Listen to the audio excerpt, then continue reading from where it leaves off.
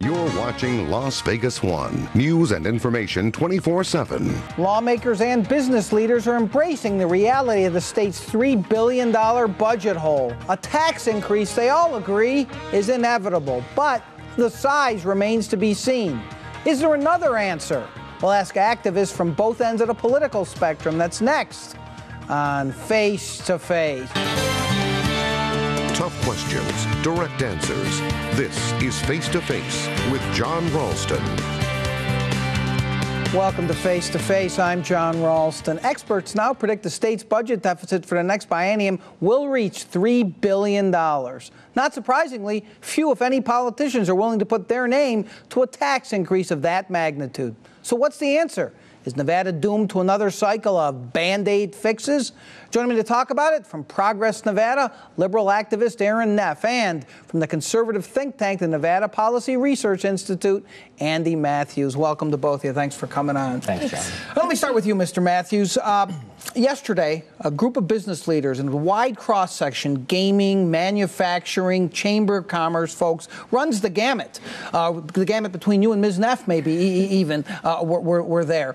And they agreed with legislators that a tax increase is inevitable, that legislators have cut as much as they can from the budget. $600 to $800 million, my sources tell me, was talked about in that meeting. What do you know better than them? Well, I think there is a big difference between inevitable and necessary. I'm not a political prognosticator. I don't have a crystal ball. I don't know exactly how it's going to play out, but it's certainly looking like there's a decent chance we may get some tax increases, but they're not necessary. The reality is that this shortfall figure is arrived at largely arbitrarily by coming up with this ideal number that legislators would like to spend, then comparing that to the reality and saying, well, there's our shortfall. This is how much more money we need. But again, this 17% I think that they want to increase government spending by, it's not based in reality. It's basically an arbitrary number.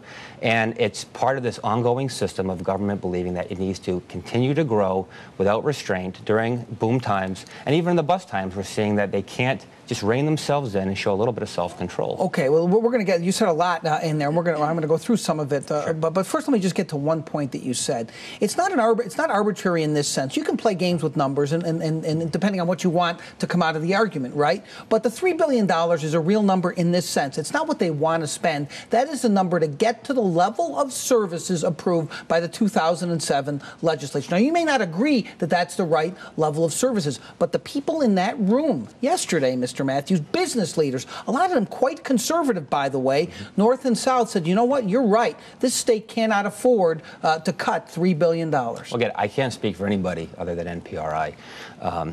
If certain business leaders want to go out and say, go ahead and tax us, then they'll have to live with the consequences of that. But what I'm telling you is that, and maybe a good way to address this would be to talk about a project we're working on.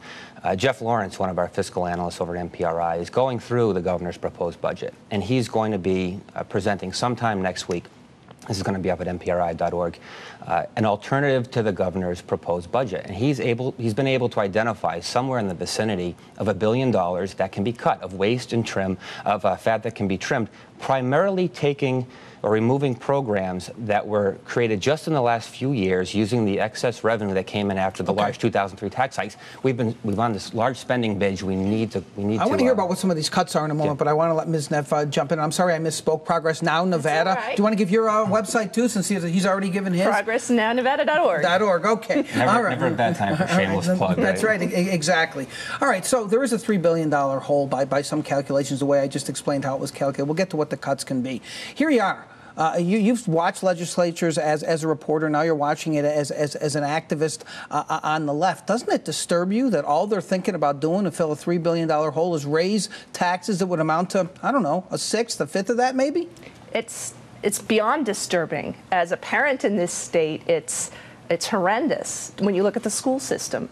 You talked about moving forward a 17% increase. I don't know where that figure comes from, but I can tell you that what the legislature did this week was reduce per pupil funding below $5,000. 6 years ago, when we were ranked 47th, we paid $6,200 a kid. I don't know how we're staying even in the scenario that we don't raise taxes. That's the legislative approved education budget, Correct. which is essentially, it's not that much more than what the governor proposed after all their yelling and screaming, by the way. But what Andy Mathews and others would say is, it's not just about per pupil funding. It's not just about the money. It's about how you conduct how you conduct education in the first place. Why isn't there school choice? Why aren't there other kinds of accountability measures? I'm speaking. Am I doing pretty well? I just moved on to the NPRI board. Send me your resume when they have a spot for it. But seriously, what about that? I don't disagree that we need better accountability. I mean, I've opted out of the public school system here because I don't have faith in it. And I think parents and educators and students, the whole mix, need to have better faith in the system. That said, it doesn't hurt paying a little more, and I'm sorry, but you get what you pay for. And education is a prime example. If we are thinking about a tax increase that doesn't even get us to the $3 billion, if we're thinking about not even catching up to where we were in 07, I'm sure there are things you can eliminate. I'm sure for every person's dire program they need, other people will see it as pork. But we're talking about lives. We're talking about the future. We're talking about the entire base upon which our economy can diversify, which is a solid educational base. All right. When we come back, I do want to talk to you about the analogy that's being made by a lot of people to the last tax increase, a significant one in 2003. Is it an apt analogy? And NPRI says there are $1 billion in cuts. What? From Jim Gibbons' budget? I thought he was a conservative. We'll find out where they are. Back in a moment.